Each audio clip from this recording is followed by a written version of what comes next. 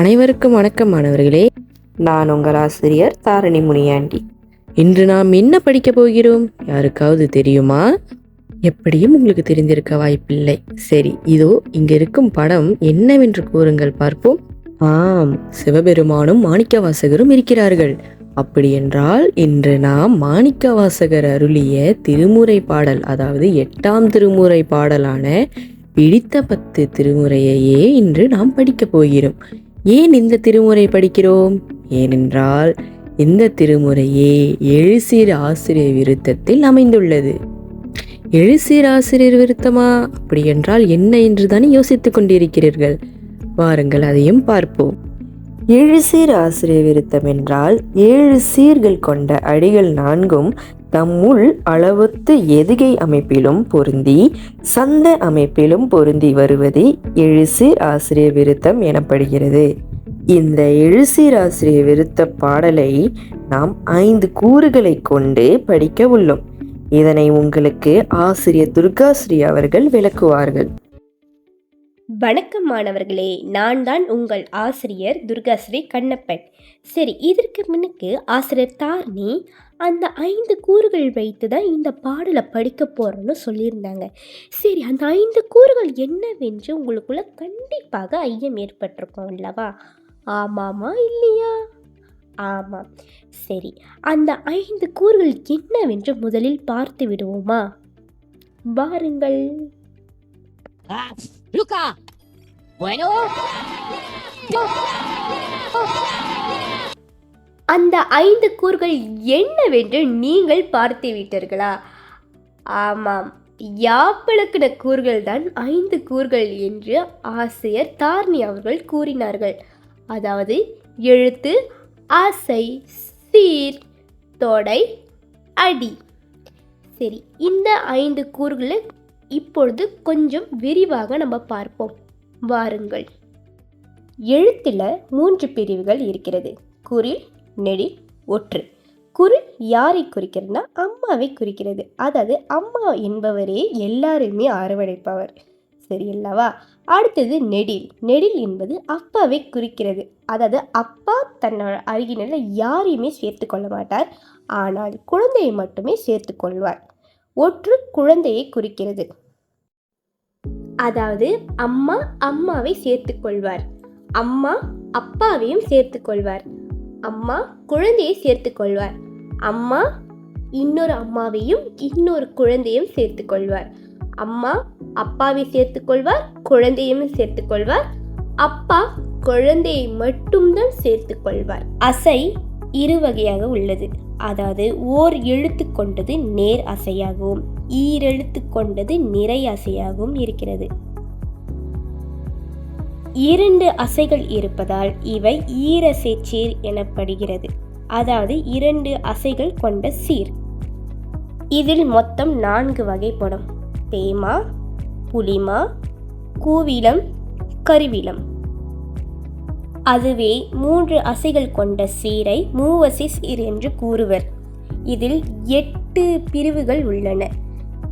அவை தேமாங்காய், புலிமாங்காய், கூவிலங்காய், கருவிலங்காய், தேமாங்கனி, புலிமாங்கனி, கூவிலங்கனி, கருவிலங்கனி.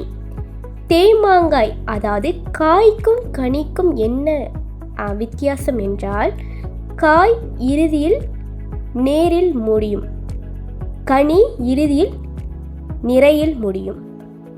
இதுதான் அதனுடைய வேறுபாடுகள். சீர் என்பது 4 வகைப்படுகின்றன. அவை மாச்சீர், வெளச்சீர், காய்ச்சீர், கனிச்சீர். சரி, ஒரு சீரின் 2ஆம் அசை நேரில் முடிந்தால் அவை மாச்சீர். அதாவது தேமாவும் புளிமாவும் அந்த மாச்சீரில் வரும். அதுவே ஒரு சீரில் நிறை முடிந்தால் அவை விளைச்சீர். அதாவது கூவிலம், கருவிலம் வரும். அதுவே ஒரு சீரின் 3ஆம் அசை நேரில் முடிகிறது என்றால் அவை காய்ச்சீர் என்பர். அதுவே ஒரு சீரில் 3ஆம் அசை நிறையில் முடிந்தால் அவை கனிச்சீர் என்பர். தொடை 2 வகைப்படுகின்றன. அவை எதுகை, மோனை. இரண்டாம் எழுத்தை ஒன்றி வந்தால் எதுகை எனப்படும். அதுவே முதல் எழுத்தை ஒன்றி வந்தால் மோனை எனப்படும். அடுத்த கூறானது அடி. கவிதையில் ஓர் அடியில் இரண்டே சீர்கள் இருந்தால் அவை குறளடி என்பர். அதுவே ஒரு அடியில் 3 சீர்கள் இருந்துச்சுன்னா அது சிந்தடி என்பர். அதுவே ஓர் அடியில் 4 சீர்கள் இருந்தால் அவை அளவடி என்பர். அதுவே ஓர் அடியில் 5 சீர்கள் இருந்தால் அவை நெடிலடி என்பர். 6க்கு மேற்பட்ட சீர்கள் இருந்தால் அவை கழி நெடிலடி என்பர். தொடர்ந்து இந்த யாப்பிழக்கண 5 கூறுகளும் எழுசீர் ஆசிரிய விருத்த பாடலான பிடித்த 10 பாடலில் எப்படி அமைந்துள்ளது என்பதை முதல் விருத்தத்தில் பார்ப்போம். அதற்கு முன் மாணிக்க வாசகர் அருளிய இந்த பிடித்த 10 பாடலின் முதல் விருத்த பாடலை கேட்போம். வாரீர்.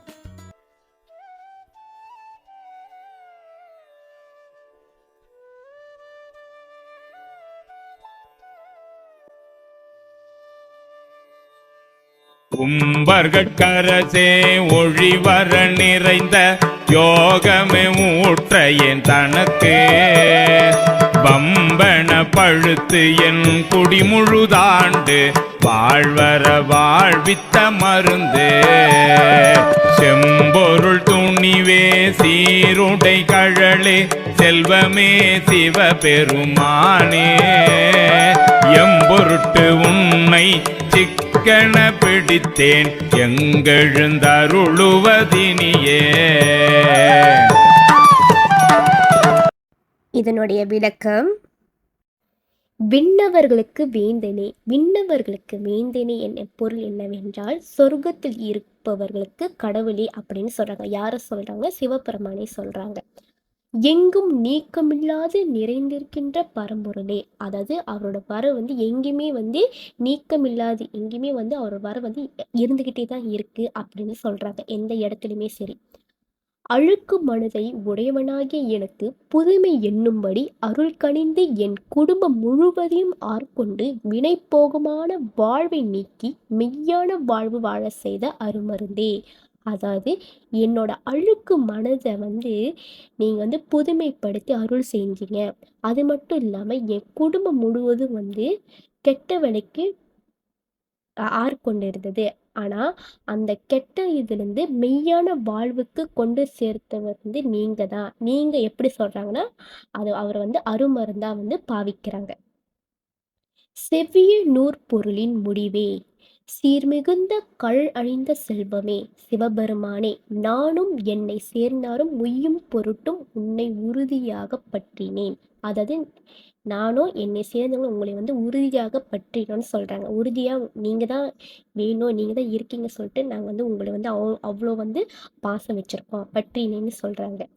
இனிமேல் என்னை விட்டு எங்கே எழுந்தறி செல்வது, இனிமேல என்னை விட்டுட்டு எங்கே எழுந்தறி செல்வது என்று அவங்களுக்கு தெரியவில்லை.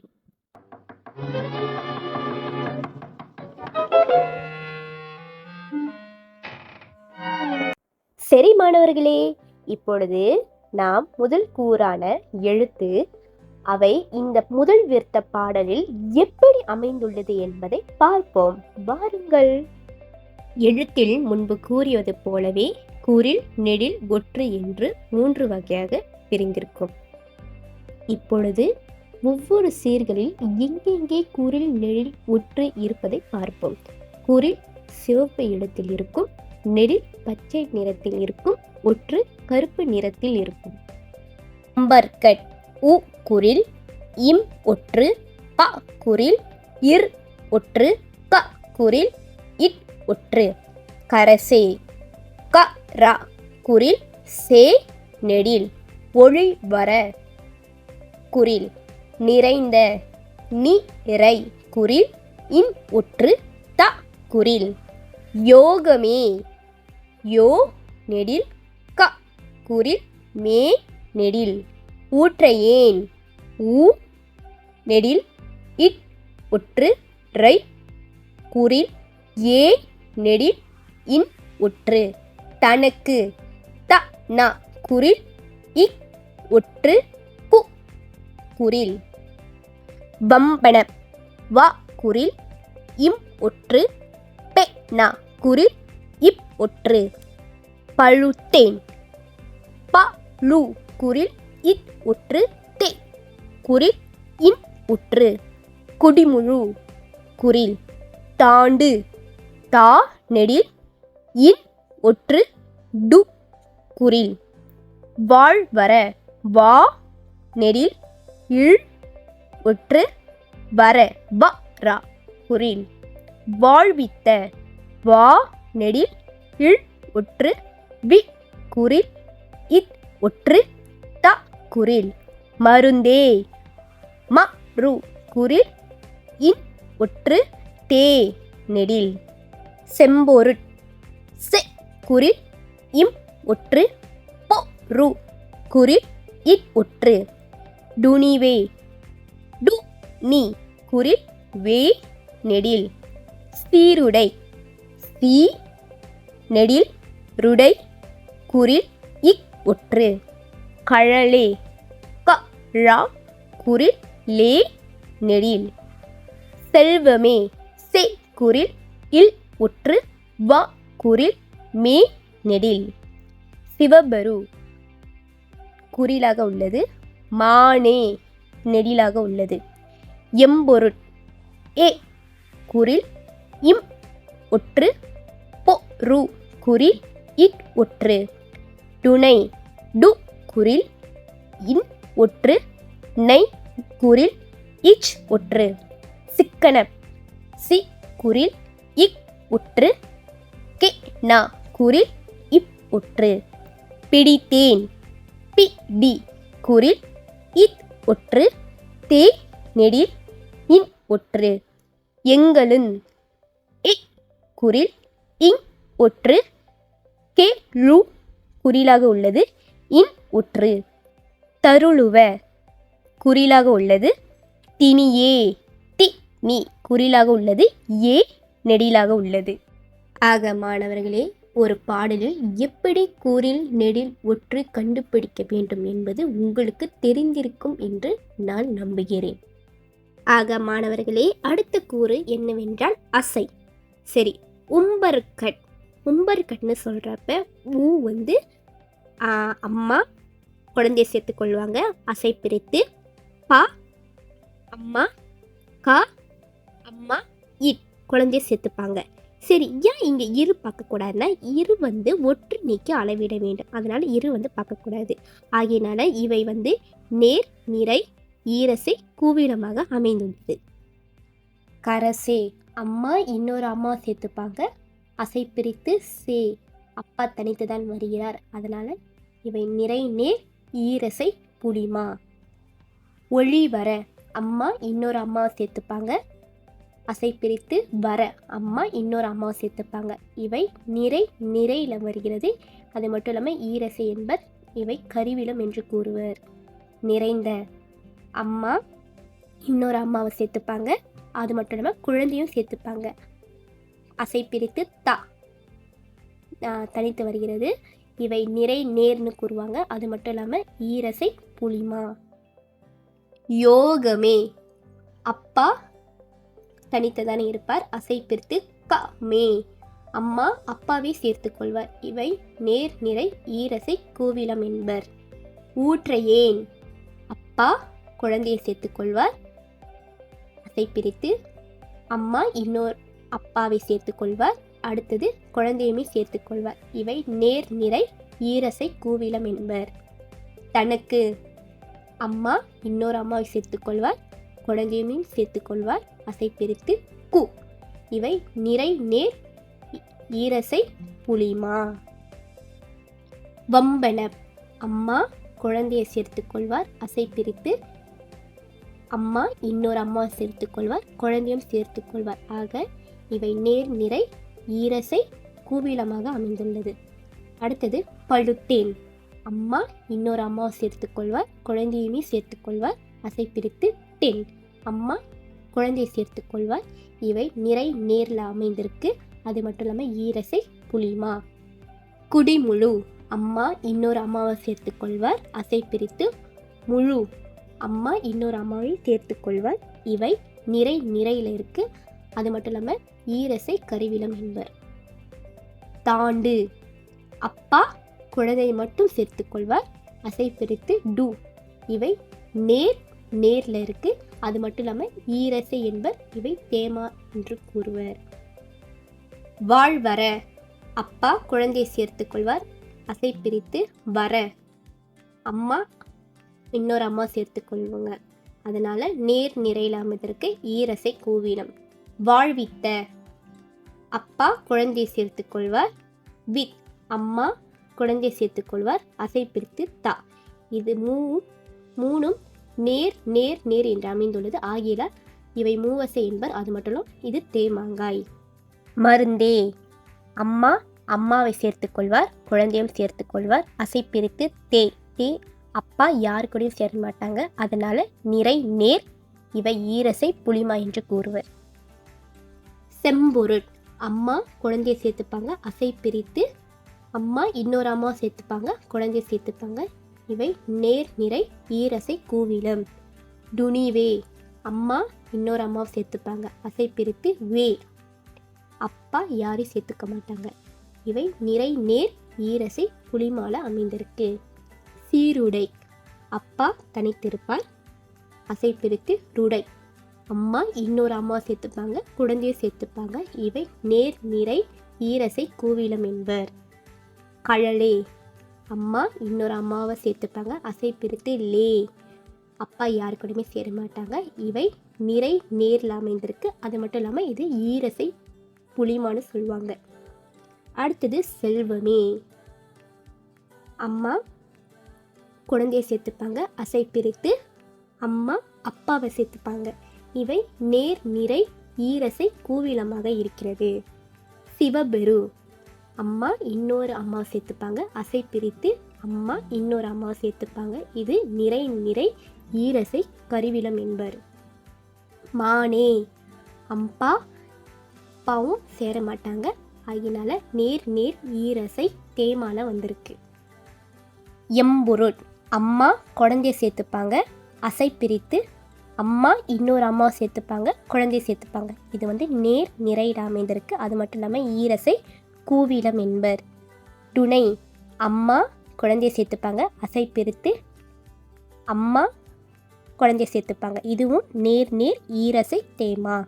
சிக்கனப், அம்மா குழந்தையை சேர்த்துப்பாங்க. அசை பிரித்து கெனப். அம்மா இன்னொரு அம்மா குழந்தையை சேர்த்துப்பாங்க. இதுவும் நேர் நிறை ஈரசையாக உள்ளது. கூவிலம் என்பர். பிடித்தேன், அம்மா இன்னொரு அம்மா சேர்த்துப்பாங்க.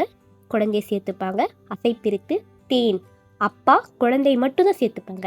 இவை நிறை நிறை நேர் ஈரசை புளிமா.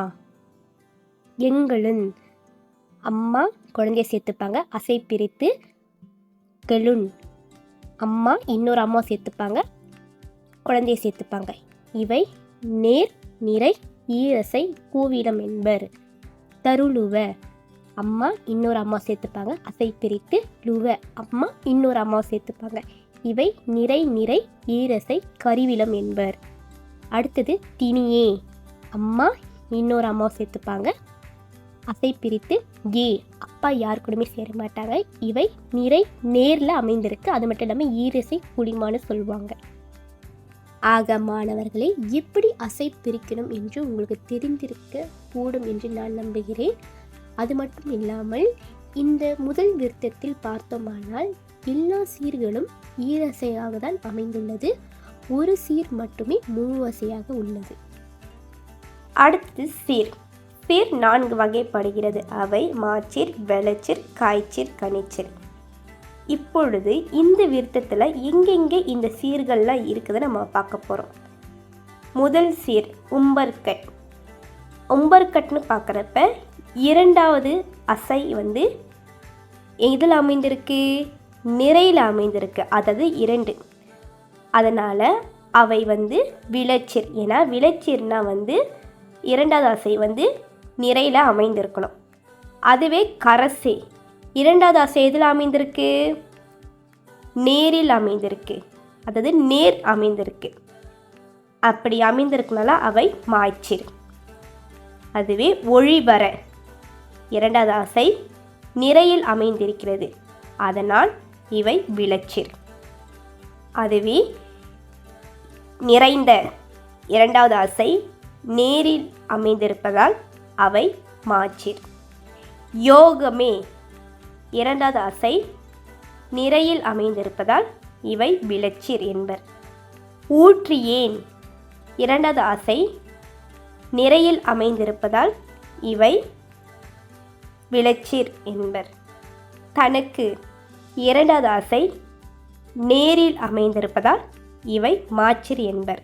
வம்பென இரண்டாவது ஆசை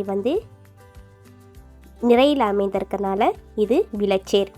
பழுத்தேன் இரண்டாவது ஆசை நேர் அமைந்திருப்பதால் இவை மாச்சேர். குடிமுழு இரண்டாவது ஆசை நிறையில் அமைந்திருப்பதால் இவை விளச்சேர்.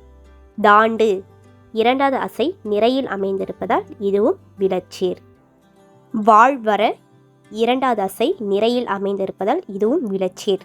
வாழ்வித்த இவை காய்ச்சீர் என்பர். காரணம் இவை மூவசையில் உள்ளது. மேலும் மூவசையில் கடைசி ஆசையில் பார்க்குறப்ப நேரில் அமைந்திருப்பதால் இவை காய்ச்சீர் என்பர். மருந்தே கடைசி ஆசை நேரில் அமைந்திருப்பதால் இவை மாச்சீர் என்பர். செம்பொருட் இரண்டாவது ஆசை நிறையில் அமைந்திருப்பதால் இவை விளச்சீர் என்பர். நுனிவே இரண்டாவது ஆசை நேர் அமைந்திருப்பதால் இவை மாச்சீர் என்பர். சீருடை இரண்டாவது ஆசை நிறையில் அமைந்திருப்பதால் இவை விளச்சீர் என்பர். கழலே இரண்டாவது ஆசை நேர் அமைந்திருப்பதால் இவை மாச்சீர் என்பர். செல்வமே இரண்டாவது ஆசை நிறையில் அமைந்திருப்பதால் இவை விளச்சீர் என்பர். சிவபெரு இரண்டாவது ஆசை நிறையில் அமைந்திருப்பதால் இவை விளச்சீர் என்று கூறுவர். மானே இரண்டாவது ஆசை நேர் அமைந்திருப்பதால் இவை மாச்சீர் என்று கூறுவர். எம்பொருட் இரண்டாவது ஆசை நிறையில் அமைந்திருப்பதால் இவை விளச்சீர் என்பர். துணை இரண்டாவது ஆசை நேர் அமைந்திருப்பதால் இவை மாச்சீர் என்பர். சிக்கன இரண்டாவது ஆசை நிறையில் அமைந்திருப்பதால் இவை விளச்சீர் என்பர். பிடித்தேன் இரண்டாவது ஆசை நேர் அமைந்திருப்பதால் இவை மாச்சீர் என்பர். எங்களுன் இரண்டாவது அசை நிறையில் அமைந்திருப்பதால் இது விளச்சீர் என்பர். தருளுவ இரண்டாவது அசை நிறையில் அமைந்திருப்பதால் இதுவும் விளச்சீர் என்பர். திணியே இரண்டாவது அசை நேர் அமைந்திருப்பதால் இவை மாச்சீர் என்பர். அடுத்த கூறானது அடி. இந்த விருத்த பாடல்கள் அனைத்தும் எழுசீர் விருத்தத்தில் உள்ளது. ஆயினால் இவை களி நெடிலடி கூறுவர். களி நெடிலடி என்பது என்னவென்றால், ஒரு அடியில் 7 சீர்கள் கொண்டுள்ளன. முதல் அடியில் 4 சீர்களும் இரண்டாவது அடியில் 3 சீர்களும் பிரிக்கப்பட்டுள்ளன. எடுத்துக்காட்டாக, ஒம்பர்கட் கரசை ஒழிவர நிறைந்தே, இங்கு 4 சீர்கள் உள்ளன. அடுத்த அடியில் யோகமே ஊற்றையேன் தனக்கு, இங்கு 3 சீர்கள் உள்ளன. அடுத்து வம்பன பழுத்தேன் குடிமுழு தாண்டு, இங்கு 4 சீர்கள் உள்ளன. வாழ்வர வாழ்வித்த மருந்தே, இங்கு 3 சீர்கள் உள்ளன. செம்பொர் துணிவே சீருடை கழலே, இங்கு 4 சீர்கள் உள்ளன. செல்வமே சிவபெருமானே, இங்கு 3 சீர்கள் உள்ளன. எம்பொருட் துணை சிக்கன பிடித்தேன், இங்கு 4 சீர்கள் உள்ளன. அடுத்த அடியில் எங்கள் தருளுவே திணியே, இங்கு 3 சீர்கள் உள்ளன. ஆகவே இந்த விருத்த பாடல் களி நெடிலடியில் கொண்டுள்ளது. அடுத்த கூறானது தொடை.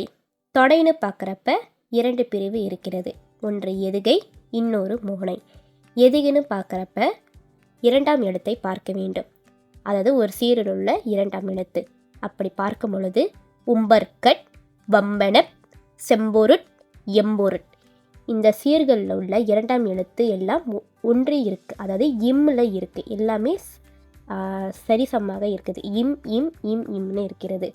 அதே போல் 2வது அடியில் வாழ்வர வாழ்வித்த அந்த சீர்களில் உள்ள 2ஆம் எழுத்தும் இல் இல் என்று ஒன்றி வந்திருக்கு. இதுவுமே எதுகைய அமைந்திருக்கு.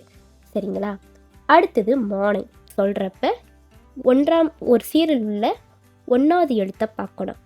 எடுத்துக்காட்டாக உம்பர்கட் ஒழிவர, உக்கு ஒ மோனையாக வந்திருக்கு. அதே போல் வம்பன வாழ்வர முதல் எழுத்து, வாக்கு வா மோனையாக வந்திருக்கு. அதே போல் செம்பொருட் செல்வமே, செக்கு சே மோனையாக வந்திருக்கு. மேலும் எம்பொருட் எங்களன், ஏக்கு ஏ மோனையாக வந்திருக்கு. சரிங்க மாணவர்களே, இப்பொழுது எங்கெங்கே இந்த பாடலில் புணர்ச்சி பெற்றிருக்கு அப்படின்னு நம்ம பார்க்க போகிறோம். சீருடை கழலே செல்வமே, அந்த அப்படின்னா சீர் மிகுந்த கழல் அணிந்த செல்வமேன்னு சொல்கிறாங்க.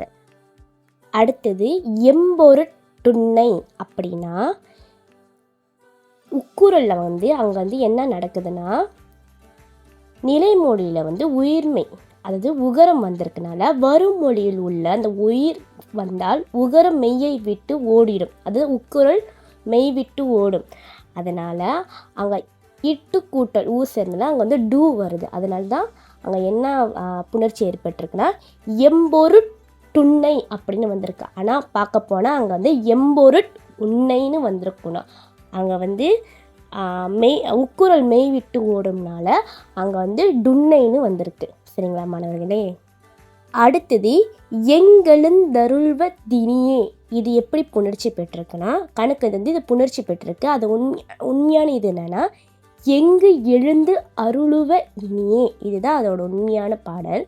ஆனால் அவங்க இப்படி புணர்ச்சி பட்டு இங்கே சொல்லியிருக்காங்க. அதாவது எங்கெழுந்தருள்வே தினியே அப்படின்னு சொல்லியிருக்காங்க.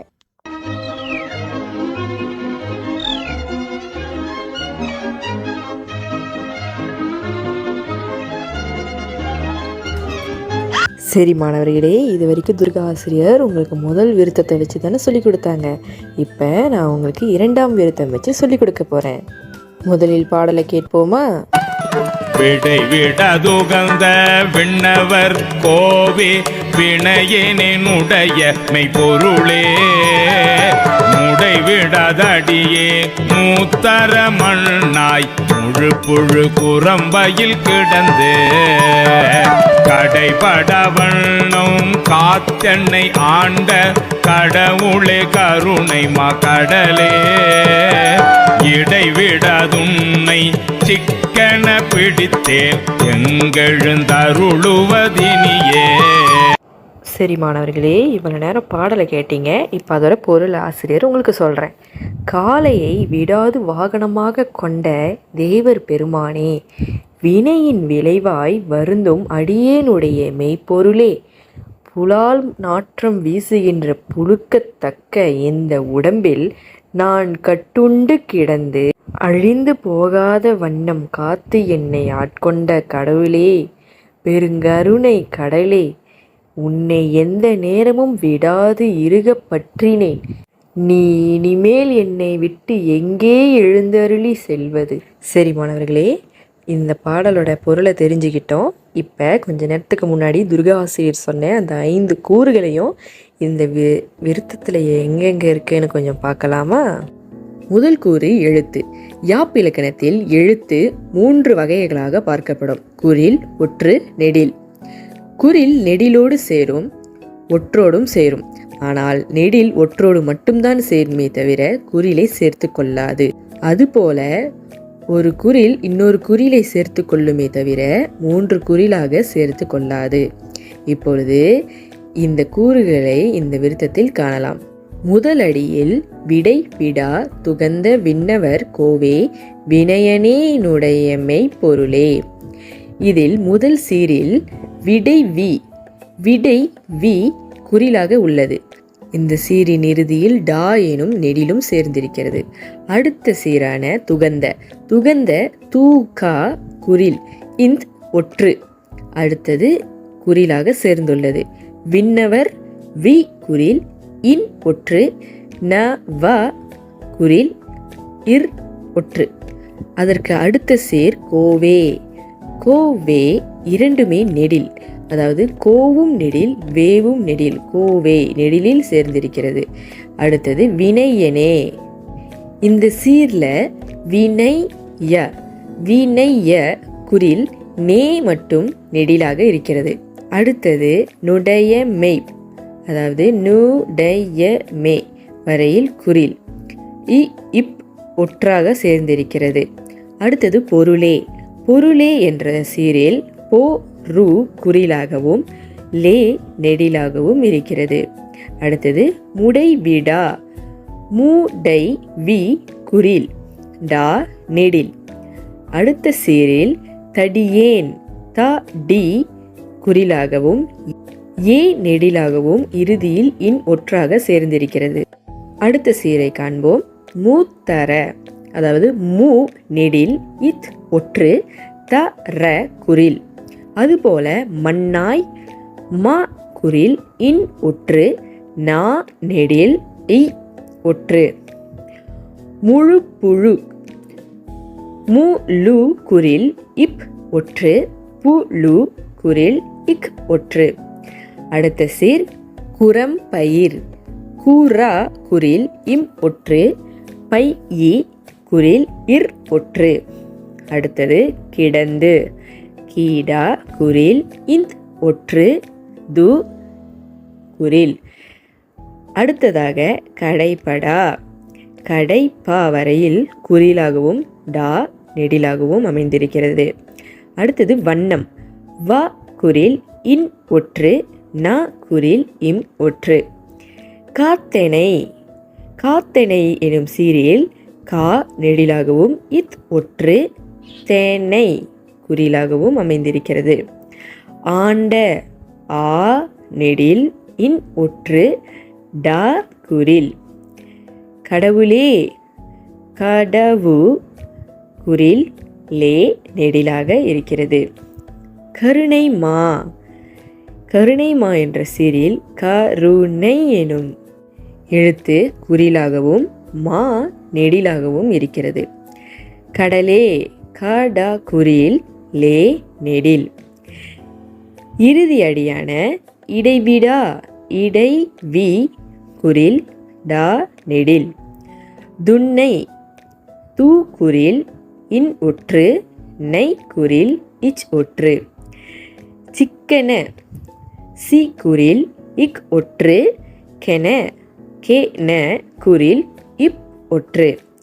பிடித்தேன். பி குறில் டியும் குறில் இத் ஒற்று தே நெடில் இன் ஒற்று. எங்கெழுந். ஏ குறில் இங் ஒற்று கேழு குறில் இன் ஒற்று. அடுத்ததாக தருளுவ. தருளுவ எனும் சீரே குறிலில் அமைந்திருக்கிறது. இறுதியாக தினியே. தீனி குறில் ஏ நெடிலாக அமைந்திருக்கிறது. இவ்வாறு இவ்விருத்தத்தில் குறில் ஒற்று நெடில் என 3 வகை எழுத்துக்களும் அடங்கியுள்ளன. எழுத்துக்கு அடுத்த கூறு சீர். சரி, இப்பொழுது சீரை காண்போம் மாணவர்களே. சீர் என்றால் ஓர் அடியில் இருக்கும் சொற்களையே சீர் என்று கூறுவோம். அதாவது இவ்விருத்தத்தில் மொத்தம் 4 அடிகள். 4 அடிகளிலுமே ஒவ்வொரு அடியிலுமே 7 சீர் அமைந்திருக்கிறது.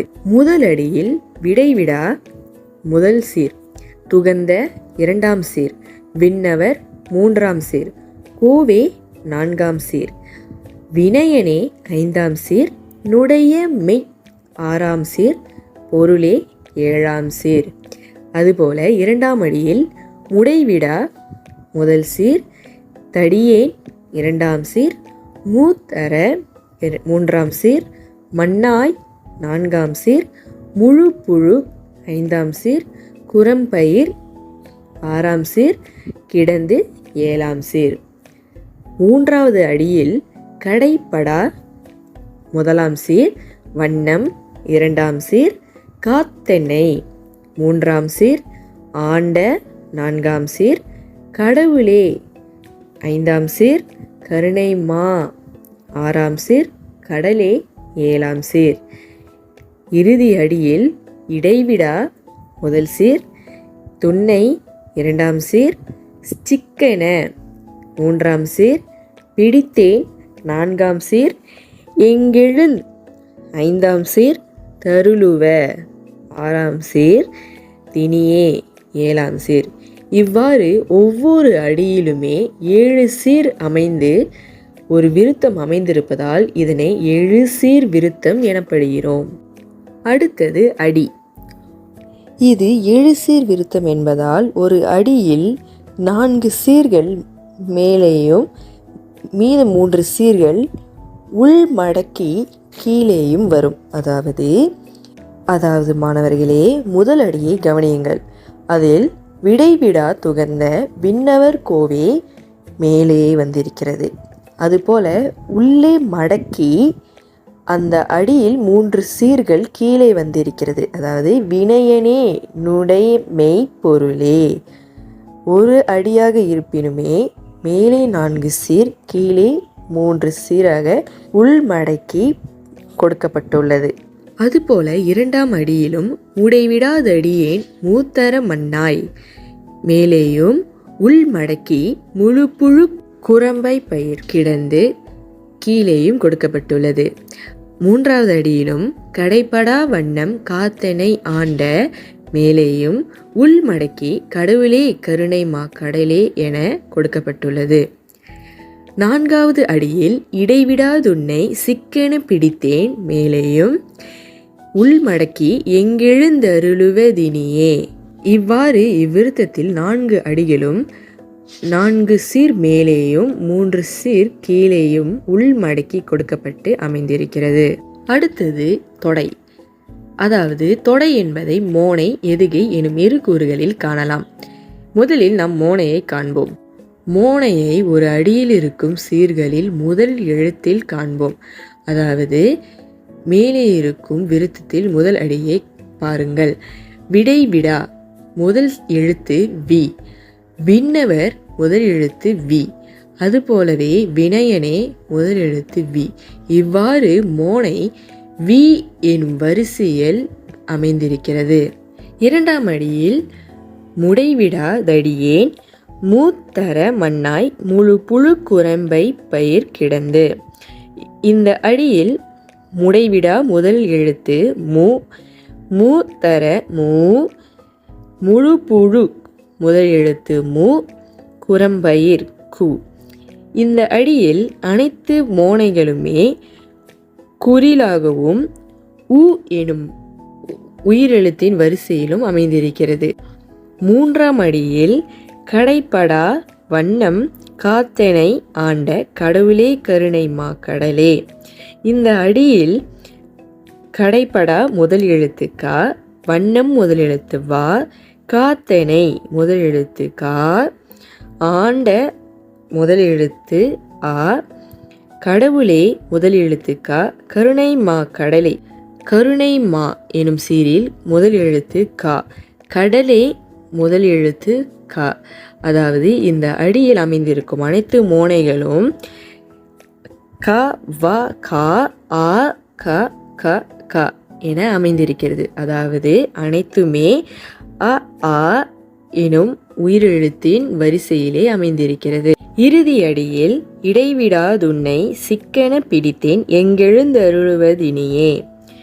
இவ்வடியில் முதல் சீரில் முதல் எழுத்து இ, அதுபோல சிக்கென சி, பிடித்தேன் பி, இறுதியாக தினியே தி. இவ்வடியில் அனைத்துமே ஈ எனும் உயிரெழுத்தை சார்ந்தே அமைந்திருக்கிறது. இ, சி, பி, தி. அடுத்தது எதுகை. சரி மாணவர்களே, சற்று முன் மோனையை பார்த்தோம். மோனை ஒரு அடியில் இருக்கும் சீர்களில் முதல் எழுத்தையே பார்த்து மோனையை கண்டுபிடித்தோம். இப்பொழுது எதுகை. மோனையை போல் எதுகை ஒரே அடியில் ஒரு சீரின் முதல் எழுத்தை வைத்து கண்டுபிடிக்க மாட்டோம்.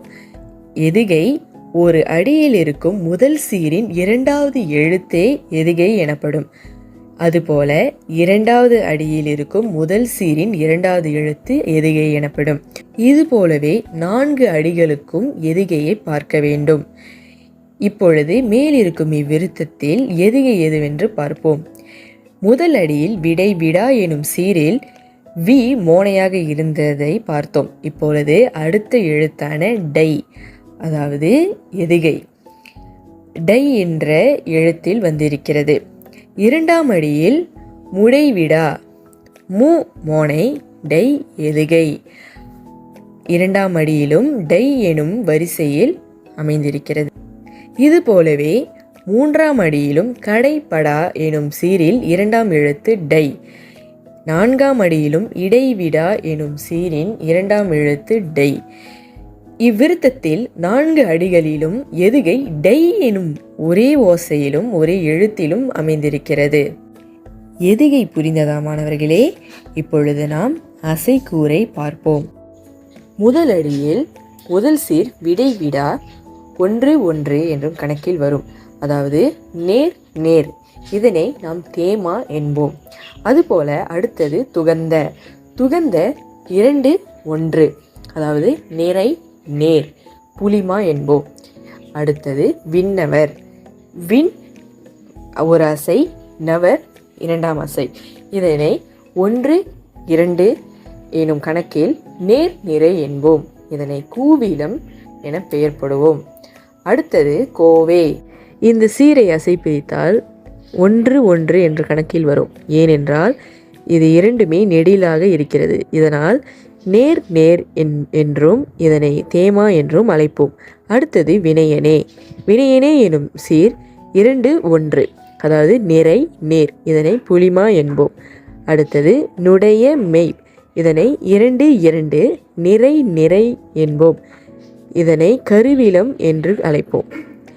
இறுதியாக பொருளே. இதனை 2 1 என்றும் நிறை நேர் என்றும் இதனை புலிமா என்றும் அழைப்போம். அடுத்தது இரண்டாம் அடி. இரண்டாம் அடியில் முதல் சீர் முடைவிடா 2 2 என்றும் நிறை நிறை, இது கருவிலம் என்றும் கூறுவோம். அடுத்தது தடியேன். தடியேன் எனும் சீர் 2 1 என்றும் நிறை நேர், இதனை புலிமா என்றும் அழைப்போம். மூன்றாவது மூத்தர. இது 1 2, அதாவது நேர் நிறை, இதனை கூவிலம் என்போம். அடுத்தது மண்ணாய். இது 1 1 கணக்கில் வரும். அதாவது நேர் நேர், இதனை தேமா என்போம். அடுத்தது முழு புழு. 2 2 எனும் கணக்கிலும் இதனை நிறை நிறை என்றும் கருவிலம் என்றும் அழைப்போம். அடுத்தது குரம்பயிர். இது 2 2 கணக்கிலும் நிறை நிறை என்றும் இதனை கருவிலம் என்றும் அழைப்போம். இறுதியாக கிடந்து. கிடந்து எனும் சீர் 2 1, நிறை நேர் எனவும் புலிமா என்றும் அழைக்கப்படும். சரி மாணவர்களே, அடுத்தது மூன்றாம் அடியை காண்போம். மூன்றாம் அடியில் முதல் சீர் கடைப்படா. இது 2 2 என்றும் நிறை நிறை எனவும் இருப்பதால் கருவிலம் எனப்படும். அடுத்தது வண்ணம். 1 1, நேர் நேர், அதனால் தேமா எனப்படும். அடுத்தது காத்தனை. 1 2 என்றும் நேர் நிறை, இது கூவிலம். அடுத்தது ஆண்ட. 1 1, நேர் நேர், தேமா. அடுத்தது கடவுளே. இது 2 2, நிறை நிறை, கருவிலம். அதுபோல ஆறாவது சீர் கருணைமா. இது 2 2, நிறை நிறை, அதனால் இதனை கருவிலம் என்போம். இறுதியாக கடலே. இது 2 1, நிறை நேர், புலிமா. நான்காவது அடியில் முதல் சீர் இடைவிடா. இது 2 2, நிறை நிறை, கருவிலம். இரண்டாவது சீர் துன்னை. 1 1, நேர் நேர், தேமா. அடுத்தது சிக்கென. 1 2, நேர் நிறை, கூவிலம். அடுத்தது பிடித்தேன். 2 1, நிறை நேர், புலிமா. அடுத்தது எங்கெழுந். இது 1 2, நேர் நிறை, கூவிலம் எனப்படும். ஆறாவது சீர் தருளுவ. 2 2, நிறை நிறை மற்றும் கருவிலம் ஆகும். இறுதியாக திணியே. 2 1, நிறை நேர், இதனை புலிமா என்போம். புரிந்ததா மாணவர்களே? இவ்வாறே நாம் ஒவ்வொரு அடியிலும் இருக்கும் சீர்களை அசை பிரித்து அதனை வகையை அறிந்து கொள்ளலாம். சரி மாணவர்களே, இது வரைக்கும் நம்ம இந்த கவிதையை யாப்பிலக்கணத்தில் இருக்கிற 6 கூறுகளை வச்சு படித்தோம். இப்போ புணர்ச்சியை பார்ப்போம். அதாவது இக்கவிதையில எங்கெங்க புணர்ச்சி ஏற்பட்டிருக்கு அப்படின்னு பார்க்கும்போது 5 சொற்கள் கிடைக்கப்பட்டிருக்கு. சரி, முதல் சொல்ல பார்ப்போம். இடைவிடா துன்னை. அதாவது இந்த சொல் என்ன சொல்லுதுன்னா, இடைவிடாது உன்னை அப்படிங்கிறது தான் இதோட ஒரு மூல சொல். இப்போ இடைவிடாது என்ற சொல்லில் து என்ற சொல் அடுத்து வர உன்னை என்ற சொல்லோட உ என்ற முதல் எழுத்தோட இணைஞ்சிருது. இப்போ இணைகிறதுனால இடைவிடாது உன்னை என்ற சொல் இடைவிடா துன்னை அப்படின்னு மாறுது. இடைவிடாது உன்னை அப்படின்னா ஒரு பொழுதும் விடாம கெட்டியாக பிடிச்சிருக்கிறதுக்கு பேர் தான் இடைவிடாது உன்னை. சரி, இரண்டாவது சொல் பார்த்தோன்னா முடைவிடாது அடியேன். இந்த சொல் முடைவிடாது அடியேன் அப்படி வரணும். அதாவது முடைவிடாது என்ற சொல்லில் இறுதி எழுத்தான தூவும் அடுத்து வரும் சொல்லான அடியேன் என்ற சொல்லின் முதல் எழுத்தான ஆவும் புணர்ச்சி பெற்றிருக்கு. அப்படி புணர்ச்சி பெறும் பொழுது முடைவிடாதடியேன் அப்படி புணர்ந்து வரும். முடைவிடாதடியேன் அப்படி என்றால் உலால் நாற்றம் நீங்காது அப்படி என்று பொருள். மூன்றாவது பார்த்தோம்னா விடைவிடாதுகந்த. விடைவிடாதுகந்த என்ற சொல் உண்மையில் விடைவிடாது உகந்த என்று வர வேண்டும். அதாவது விடைவிடாது என்ற சொல்லின் இறுதி எழுத்தான தூவும் உகந்த என்ற சொல்லின் முதல் எழுத்தான ஊவும் புணர்ச்சி பெற்றிருக்கிறது. அவ்வாறு புணர்ச்சி பெறுமாயின் விடைவிடா துகந்த என்று புணர்ந்து வந்துள்ளது. இச்சொல்லுக்கு பொருளானது காளையை விடாது வாகனமாக கொண்ட தேவர் பெருமானே என்று பொருள்படும். அதாவது விடை என்றால் காளை என்றும் விடாதுகந்த விடாமல் அதை வாகனமாக கொண்டிருக்கிறார் என்று பொருள். சரி, நான்காவது சொல்ல பார்ப்போம். அதாவது காத்தெனை. காத்தெனை என்பது காத்து எனை என்ற சொல்லாகும். காத்து என்ற சொல்லின் இறுதி எழுத்தான தூவும் எனை என்ற சொல்லின் முதல் எழுத்தான ஏவும் புணர்ந்து வந்துள்ளது. அதாவது தே என்று புணர்ந்துள்ளது. காத்தெனை. காத்தெனை என்பது என்னை காத்து பாதுகாத்தல் என்று பொருள்படுகிறது. சரி மாணவர்களே, இறுதியான சொல்லை பார்ப்போம். அதாவது வினையனே நுடைய மெய். இச்சொல்லானது வினையனேன் உடைய மெய். அதாவது வினையனேன் என்ற சொல்லின் இறுதி எழுத்தான இன்னும் அடுத்து வரும் சொல்லான உடைய மெய் என்ற சொல்லின் முதல் எழுத்துமான ஊவும் புணர்ந்து நு என்று ஆகிறது. அதாவது வினையனே நுடைய மெய். வினையனே நுடைய மெய் என்ற சொல்லுக்கு பொருளானது வினையை உடையவன் என்று ஆகும். சரி மாணவர்களே, இதுவரை நாம் புணர்ச்சியை பிடித்த 10 பாடலை கொண்டு படித்தோம். இப்பொழுது உங்கள் அனைவருக்கும் புணர்ச்சி என்றால் என்ன, அதை எவ்வாறு காண முடியும் அப்படி என்று உங்கள் அனைவருக்கும் புரிந்திருக்கும் என்று நான் நம்புகிறேன். Okay boys, here we go.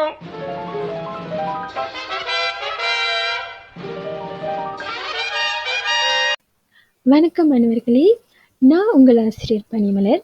இப்போ நம்ம என்ன பார்க்க போறோம்னா 3வது வருஷத்தை பார்க்க போறோம்.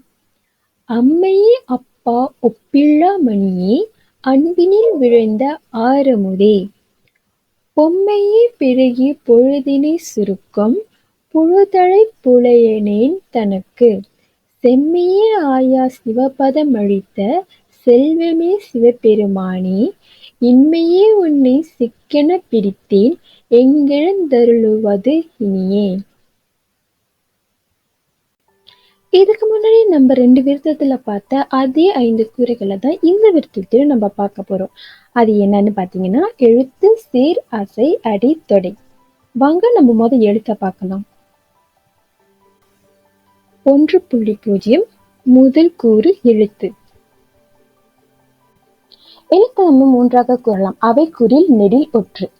இந்த 3வது விருத்தத்துல இந்த 3 வகையான எழுத்துக்களும் காணப்படுகிறது. இப்ப அம்மையே என்ற சொல்ல ஆ மெய் குறில், இம் ஒற்று, ஏ நெடில்.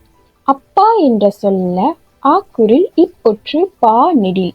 ஒப்பிலா என்ற சொல்ல ஓ பி குறில், இப் ஒற்று, லா நெடில். மணியே என்ற சொல்ல மா நீ குறில், ஏ என்பது நெடில். அன்பினில் என்ற சொல்ல ஆ பி என்பது குறில், இன் இல் என்பது ஒற்று. பிளந்தா என்ற சொல்ல பீழைதா என்பது குறில், இன் என்பது ஒற்று, ஆ என்பது நெடில். ரமுதே என்ற சொல்ல ரமு குறில், ஏ என்பது நெடில். பொய்மையே என்ற சொல்ல போ மெய் என்பது குறில், இ இம் என்பது ஒற்று, ஏ என்பது நெடில். பெருகி என்ற சொல்ல பேருகி என்பது குறில், இக் இப் என்பது ஒற்று. பொழுதினை என்ற சொல்ல பொழுதினை என்பது குறில், இச் என்பது ஒற்று. சுருக்கும் என்ற சொல்ல சுருக்கு என்பது குறில், இக் இம் என்பது ஒற்று. புழுத்தழை என்ற சொல்ல புழுத்தழை என்பது குறில், இப் இப் என்பது ஒற்று. புலையனேன் என்ற சொல்ல பூலைய என்பது குறில், நே என்பது நெடில், இன் என்பது ஒற்று. தனக்கு என்ற சொல்ல தானகு என்பது குறில், இக் இஜ் என்பது ஒற்று. செம்மையே என்ற சொல்ல சேமை என்பது குறில், இம் என்பது ஒற்று, ஏ என்பது நெடில். ஆய என்ற சொல்ல ஆ என்பது நெடில், ய என்பது குறில். சிவபதம் என்ற சொல்ல சிவபத என்பது குறில், இம் என்பது ஒற்று. அழித்த என்ற சொல்ல அழித்த என்பது குறில், இத் என்பது ஒற்று. செல்வமே என்ற சொல்ல சேவ என்பது குறில், இல் என்பது ஒற்று, மே என்பது நெடில். சிவபெரு என்ற சொல்ல சிவபெரு என்பது முற்றிலும் குறில். மானே என்ற சொல்ல மா மற்றும் நே என்பது நெடில். இம்மையே என்ற சொல்ல ஈமை என்பது குறில், இம் என்பது ஒற்று, ஏ என்பது நெடில். உன்னை என்ற சொல்ல ஊனை குறில், இன் இச் என்பது ஒற்று.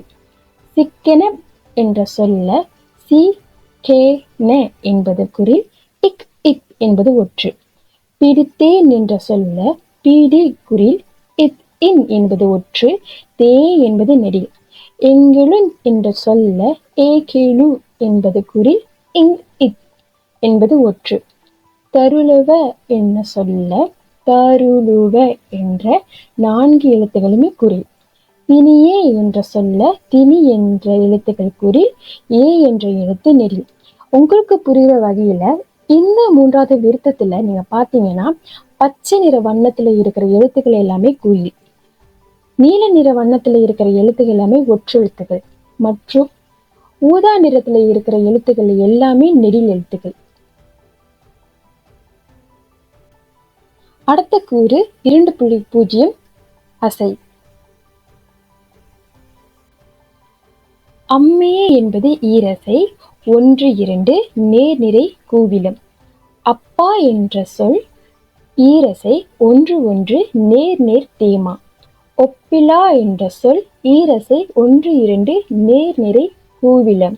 மணியே என்ற சொல் ஈரசை 2 1 நிறை நேர் புளிமா.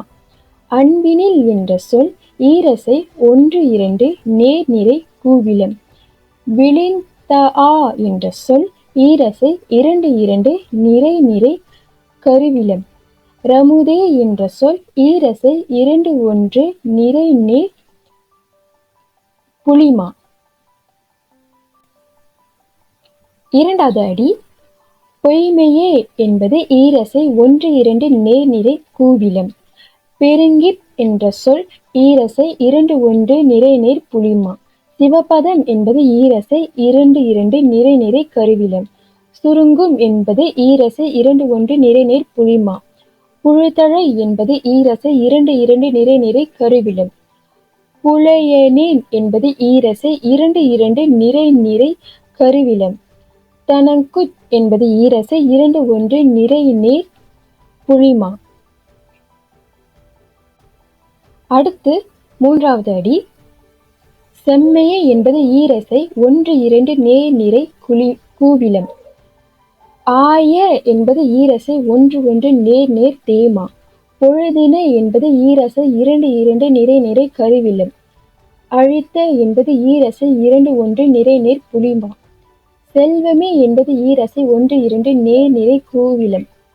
சிவபெரு என்பது ஈரசை 2 2 நிறை கருவிலம். மானே என்பது ஈரசை 1 1 நேர் தேமா. அடுத்து இறுதியடி. இம்மையே என்பது ஈரசை 1 2 நேர்நிறை கூவிலம். உன்னை என்பது ஈரசை 1 1 நேர் தேமா. சிக்கன என்பது ஈரசை 1 2 நேர்நிறை கூவிலம். பிடித்தேன் என்பது ஈரசை 2 1 நிறை நேர் புளிமா.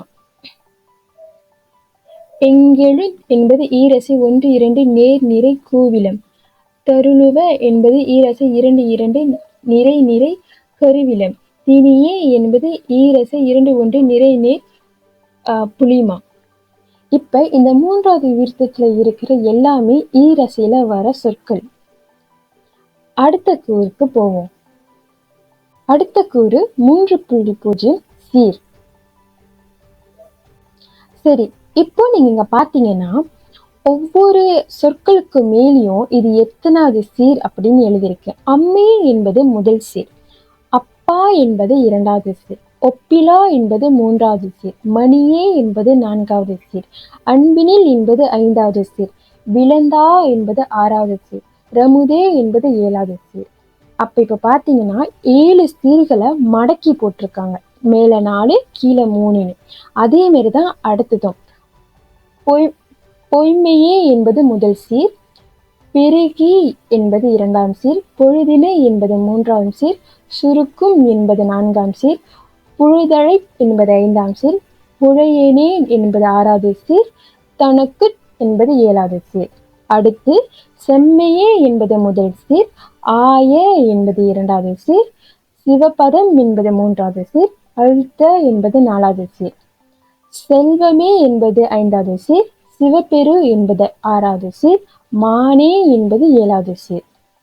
இது தொடர்ந்து இம்மையே என்பது முதல் சீர், உன்னை என்பது இரண்டாவது சீர், சிக்கென என்பது மூன்றாவது சீர், பிடித்தேன் என்பது நான்காவது சீர், எங்கெழும் என்பது ஐந்தாவது சீர், தருளுவ என்பது ஆறாவது சீர், திணியே என்பது ஏழாவது சீர். இந்த மூன்றாவது விருத்தத்துல இருக்கிற ஒவ்வொரு அடியிலையும் 7 சீர்கள் வந்துள்ளது. அதனால இது 7 சீர் விருத்தம். நான்காவது கூறு அடி. மூன்றாவது கூர் அதாவது சீர்ல நம்ம பார்த்தப்பயே இந்த மூன்றாவது விருத்தத்துல ஒவ்வொரு அடியிலுமே 7 சீர்கள் இருக்குன்னு நம்மளுக்கு தெரிய வந்தது. அப்ப 7 சீர்கள் கொண்ட இந்த விருத்தத்தை நம்ம களி நெடிலடி அல்லது 7 சீர் விருத்தம்னு நம்ம சொல்லுவோம். இந்த 7 சீரையும் அவங்க மேல 4 கீழே 3ன்னு மடக்கி போட்டிருக்காங்க. இந்த மாதிரி மடக்கி போடும் போத இந்த கீழே வர்ற அந்த 3 சொற்கள் உள்ளிருந்து ஆரம்பிப்பாங்க. உங்களுக்கு புரிய வகையில நான் பக்கத்துல, அதாவது அந்த விருத்தத்தோட பக்கத்துல எண்கள் போட்டிருக்கு. 4 3 4 3 4 3 4 3. ஒரு அடிய ஒரு வர்ணத்துல, இப்ப அம்மையே அப்பா ஒப்பில்லா மணியே அன்பினில் விழுந்தா ஆறுமுதே அப்படின்ற அடிய அவங்க மடக்கி போட்டிருக்கிறத விளக்கு வகையில நான் 4 3 அதை பச்சை வர்ணத்துல கொடுத்திருக்கேன். அதே மாரி கீழே பாத்தீங்கன்னா கருநீல வர்ணத்துல பொய்மையே பெருகி பொழுந்தினை சுருக்கும் புழுந்தழை புழையனே தனக்கு என்பது 2வது அடி. 3வது அடி செம்மையே ஆய சிவபதம் அழித்த செல்வமே சிவபெருமானே. இது இள நீல வர்ணத்துல இருக்கு. 4வது அடி இம்மையே உன்னை சிக்கென பிடித்தேன் எங்கெழும் தருளுவதினியே. இப்ப இதுல 4 அடிகள் இருக்கு, 7 சீர்களை கொண்டுள்ளது ஒவ்வொரு அடியிலையும். அதனால இது களி நெடிலடி அல்லது 7 சீர் விருத்தமாகும். இறுதி கூறு தொடை. தொடையில நம்ம எதுகைய பார்ப்போம். இந்த 3வது விருத்தத்துல நான் வண்ணம், அதாவது இளஞ்சிவப்பு வண்ணத்துல போட்டிருக்கிற எழுத்து இம் என்ற எழுத்து எதுகையாகும். இந்த இம் என்ற மெய் எழுத்துக்கள் வந்ததுக்கு அப்புறம் அடுத்த எழுத்துக்கள் கண்டிப்பா ஒரே இனத்தை சார்ந்த எழுத்துக்களாக வரணும்.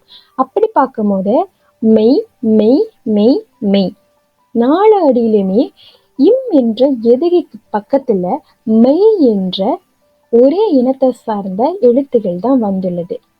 அப்புறம் எதுகைக்கு முன்னுக்கு இருக்கிற எழுத்து, அதாவது ஆரம்பிக்கும் எழுத்து கண்டிப்பா ஒரே அளவுல இருக்கணும். இப்ப ஆ என்பது குறில்னா அடுத்த அடியில இருக்கிற பூ என்பது குறில்ல வந்திருக்கு. மூன்றாவது அடியில சே என்பதும் குறியில வந்திருக்கு. நான்காவது அடியில இ என்பதும் குறியில் வந்திருக்கு.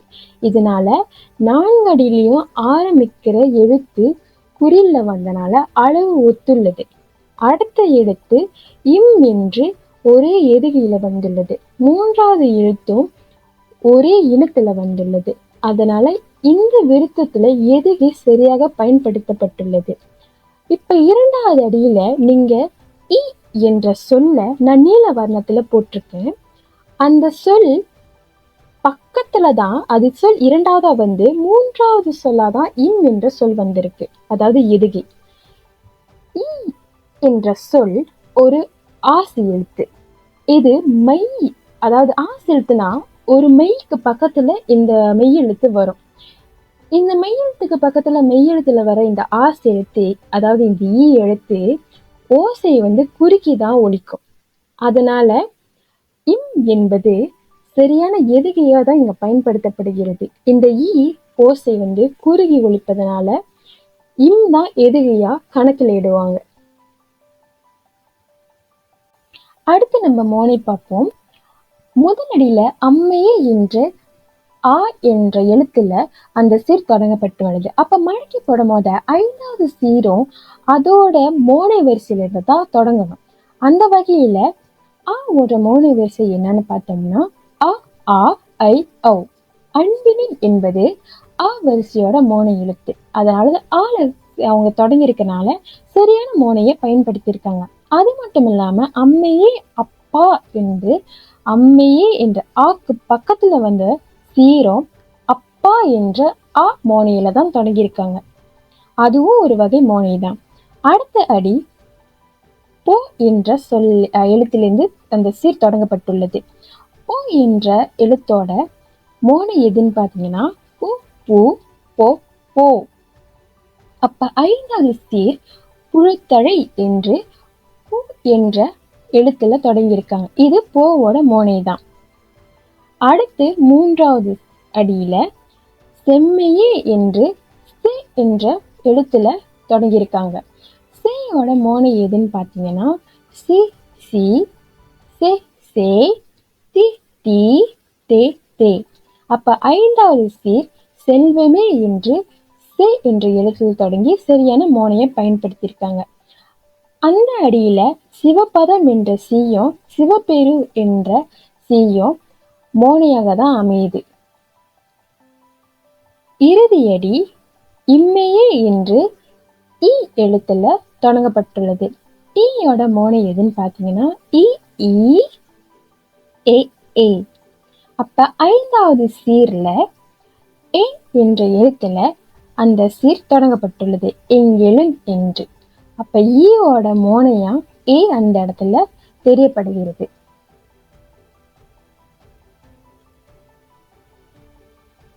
இது வரைக்கும் நம்ம 5 கூறுகளை பார்த்தோம். இப்ப நம்ம கவிதையின் பொருளுக்கு போவோம். ஒரு கவிதையின் பொருள் நம்ம புரிஞ்சுக்கணும்னா அந்த கவிதையில புணரி வரும் சொற்களை நம்ம பிரிச்சு பார்த்தாதான் நம்மளால தெளிவா புரிஞ்சுக்க முடியும். அந்த வகையில இந்த முதல் அடியில அம்மையே அப்பா ஒப்பில்லா மணியே அன்பினில் விளைந்தா ரமுதே அப்படின்ற சொல்ல ஆர் அமுதே என்பது புணரி வந்திருக்கு. அதாவது இர் என்ற மெய்யோட ஆ என்ற உயிரெழுத்து கலந்து ரா என்று உருவம் எடுத்து ரமுதே என்று வந்திருக்கு. இப்ப அம்மையே என்பது தாயே, அப்பா என்பது தந்தையே, ஒப்பு இல்லா இந்த இடத்துல ஒப்பில்லா மணியே அப்படின்னு பாத்துற போல அது ஒப்பு இல்லா மணியே அப்படின்றது அங்க வந்து கீழே நம்ம பிரிச்சு பார்த்தோம்னா தெரியும். அந்த பூ வந்து உக்குரல் மெய் விட்டு போய் ஈயோட இணைஞ்சு ஒப்பில்லா மணியே அப்படின்னு தான் அந்த கவிதையில வந்து விருத்தத்துல காட்டப்பட்டிருக்கிறது. இந்த ஒப்பில்லா மணி என்பதற்கு நிகரில்லாத மாணிக்கமே என்று பொருள்படுகிறது. அன்பினில் விளைந்த அன்பாகிய கடலில் உண்டாகும் ஆர் அமுதே அப்படின்னா அருமையான அமுதே. அப்ப ஆர் என்பது அருமையை குறிக்கிறது. அப்ப அது ஒட்டி வரும்போத அதாவது புணரி வரும்போது நம்மளுக்கு அந்த அர்த்தங்கள் சரியா புரியாம இருக்கும். அப்ப அந்த புணரியில என்ன புணர்ச்சி ஏற்பட்டிருக்கு அதை பிரிச்சு அந்த எழுத்துக்களை நம்ம பிரிச்சு பார்க்கும் போதுதான் அதோட அர்த்தங்கள் நம்மளுக்கு புரியும். இப்ப முதலடியில 2 சீர்கள் புணரி வந்திருக்கு. அதாவது ஒப்பில்லா மற்றும் விழுந்தா எமுதே. அடுத்த அடிக்கு போவோம். 2வது அடி பொய்மையே பெருகி பொழுந்தினை சுருக்கும் புழுந்தழை புலியேனேன் தனக்கு. இந்த அடியில நீங்க பாத்தீங்கன்னா எந்த சொற்களும் எந்த சீரும் புணரி வரவில்லை. அதனால நம்மளால இதை படித்தோன்னே இதோட அர்த்தத்தை புரிஞ்சுக்க முடியும். இப்ப பொய்மையே பெருகி அப்படின்ற சீர்கள், அதாவது சொற்களுக்கு அர்த்தம் என்னன்னு பாத்தீங்கன்னா, பொய்மையான செயல்களையே அதிகமாக செய்து பொழுதினை சுருக்கும் என்பதற்கு அர்த்தம் என்ன காட்டுதுன்னா, காலத்தை வீணாக்கி கழிக்கின்ற புழுதலை புலியேனே தனக்கு. அப்படின்னா புழுவையுடைய உடம்பிலே உள்ள கீழ்மையனுக்கு அப்படின்னு சொல்றாங்க. 3வது அடி செம்மையே ஆய சிவபதம் மழித்த செல்வனே சிவபெருமானே அப்படின்னு சொல்றாங்க. இதுலயும் எந்த புணரிலையும் அமையல.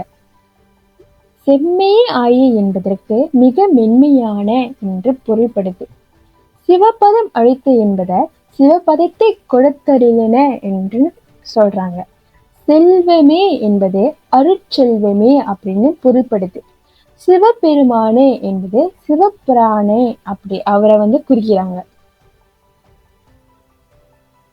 அடுத்து 4வது அடி, அதாவது இந்த விருத்தத்தோட இறுதி அடி இம்மையே உன்னை சிக்கன பிடித்தேன் எங்களும் தருளுவ தினியே அப்படின்னு சொல்லியிருக்காங்க.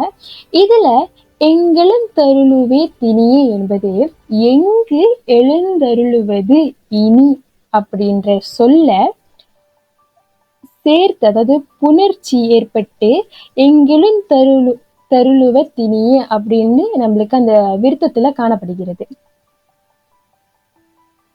இதுல பாத்தீங்கன்னா எங்கு எழுந்தருளுவது அப்படின்ற சொல்ல உக்குரல் மெய் விட்டு போயிடுச்சு. எங்கு என்பதுல உக்குரல் மெய் விட்டு போய் ஏ என்ற உயிர் எழுத்து சேர்ந்து எங்கெழுந்தருளு அப்படின்னு இருக்கு. பின்னாடி பாத்தீங்கன்னா தினியே என்பதுக்கு பது என்ற சொல், அதாவது எழுந்தருளுவது என்ற சொல்ல உக்குரல் மெய் விட்டு போய் இனி என்ற உயிரெழுத்து, இனி என்ற சொல்ல இருக்கிற இ என்ற உயிரெழுத்து இணைந்து தினியே அப்படின்னு முடிச்சிருக்காங்க. இப்ப இம்மையே என்பது இவ்வுலகிலே என்று பொருள்படுகிறது. உன்னை சிக்கன பீத்தேன் அப்படின்னு என்ற சொல்லுக்கு உன்னை உறுதியாக பற்றினேன் என்று பொருள் தர்றாங்க. இனி எங்கே இழந்தருளுவது அப்படின்னு கேள்வி கேட்கிறாங்க. அதாவது நீ இனிமேல எங்கே இழந்தறி செல்வது அப்படின்னு கேள்வி கேட்டு இந்த அடியை முடிக்கிறாங்க. இப்ப நீங்க பாத்தீங்கன்னா நான் ஒவ்வொரு அடியும் அந்த ஒவ்வொரு சொல்லியும் புணர்ச்சி ஏற்பட்டிருக்கா இல்லையா, அந்த ஒவ்வொரு சொல், அதாவது ஒவ்வொரு சொற்றோட அர்த்தத்தை மட்டும் தான் நான் சொன்னேன்னு தவிர உங்களுக்கு ஒவ்வொரு அடியோட அர்த்தத்தையும் நான் சொல்லல. நான் இந்த விருத்தத்தோட அர்த்தத்தையும் நான் அடுத்தது சொல்றேன். சரி, இந்த 3வது விருத்தத்துல அப்படி என்னதான் நம்மளுக்கு சொல்றாங்க அப்படின்னு பாத்தீங்கன்னா, என் தாயே தந்தையே நிகரில்லாத மாணிக்கமே அன்பினும் கடலில் உதித்த அருமையான அமுதமே என் உயிருக்கு உறுதி தரும் நல்ல செயல்களை செய்யாது தீமையான செயல்களையே செய்து என் வாழ்நாளை வீணே கழிக்கும் இந்த கீழானவனுக்கு மிக மென்மையான சிவபதம் மருளிய அருட்செல்வமே சிவபெருமானே இந்த பிறவியிலேயே உன்னை உறுதியாக பற்றினேன். நீர் எங்கும் என்னை விட்டு சென்றுவிட பார்க்கிறீர் அப்படின்னு சொல்றாங்க. அதாவது சிவபெருமான அவர் சிவபெருமான் கிட்ட அவர் பேசுற மாதிரி, நீ என் தாய் தந்தை, உங்களுக்கு நிகரான மாணிக்கமே இல்லை அப்படின்னு அவர் அந்த வாழ்க்கையில எவ்வளோ நல்லது செய்யறதுக்கு எவ்வளோ இருந்தும் தீய செய்ய என்னை ஒரு மென்மையான சிவபதமா அருளிய சிவபெருமான் நீங்க இந்த பிரிவில் வந்து நான் உங்களை ரொம்ப உறுதியாக வந்து பிடிச்சுக்கிட்டேன். நீங்கள் எங்கே என்னை விட்டு சென்று விட பார்க்கிறீர்கள் அப்படின்னு, எங்கே போறீங்க என்னை விட்டுட்டு அப்படின்னு கேட்குற மாதிரி இந்த 3வது விருத்தத்தை அவங்க நம்மளுக்கு சொல்லியிருக்காங்க.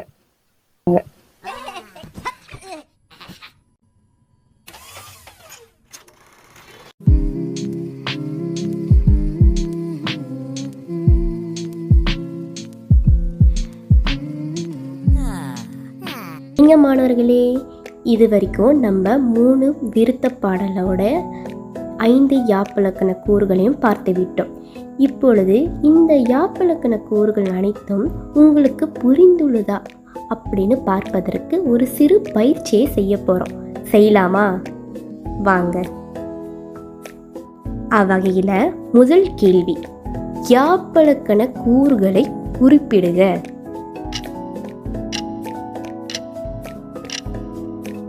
ஆமாம் மாணவர்களே, சரியாக கண்டுபிடிச்சிங்க. மொத்தம் 5 கூறுகள் இருக்கு. எழுத்து, அசை, சீர், தொடை, அடி. இரண்டாவது கேள்வி, சீர்கள் எத்தனை வகைப்படும்?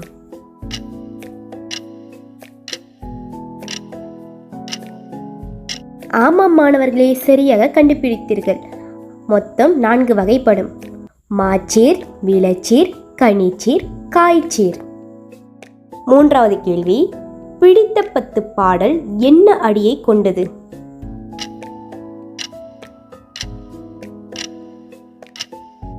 ஆமாம் மாணவர்களே, களி நெடில் அடி கொண்டதுதான் இந்த பாடல். இதுவும் சரியாக கண்டுபிடித்து விட்டீர்கள். வாழ்த்துக்கள். மேலே கொடுத்த பாடல் வரியில் உள்ள எதிகையை குறிப்பிடுக.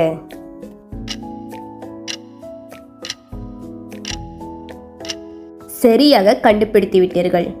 எம்பொருட் எங்களன், அதாவது ஏக்கு இ மோனையாக வந்துள்ளது. இறுதி கேள்வி, மேலே கொடுத்த சீரை அசை பிரித்து விளக்கவும்.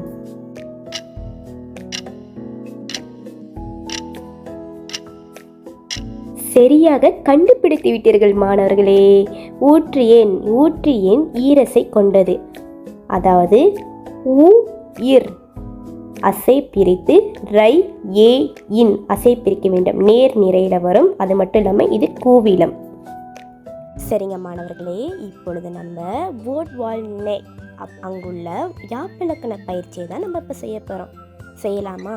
சரி மாணவர்களே, இந்த விளையாட்டை எப்படி விளையாடணும்னு சொல்லிட்டு ஆசிரியர் உங்களுக்கு சொல்லிக் கொடுக்க போகிறேன். வாங்க.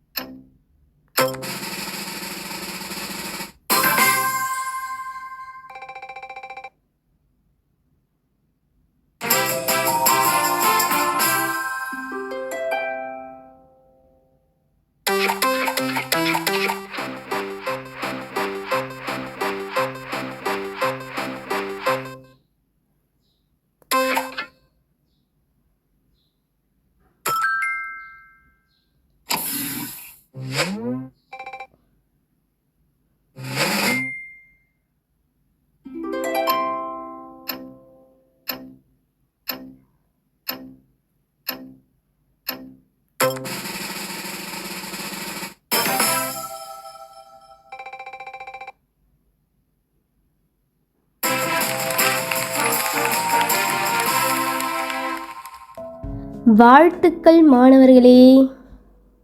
இதுவரையிலும் எங்களுடன் சிறப்பாக சேர்ந்து பயணித்த உங்கள் அனைவருக்கும் எங்களின் மனமார்ந்த நன்றியினை தெரிவித்துக் கொள்கிறோம்.